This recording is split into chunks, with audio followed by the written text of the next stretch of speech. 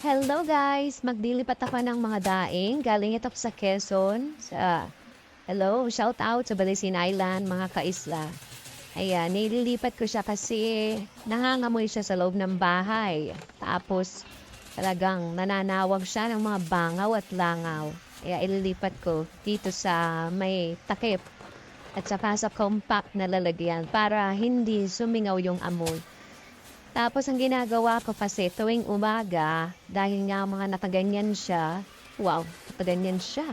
Mga nakaganyan sila, ang ginagawa ko tuwing umaga or habang may araw, inilalabas ko tong lalagyan na to sa dito lang sa labas ng bahay namin para sumingaw. Para hindi siya uudin or yung parang bakulob. Ayan. Medyo madami to. Kaya nagbigay na rin ako sa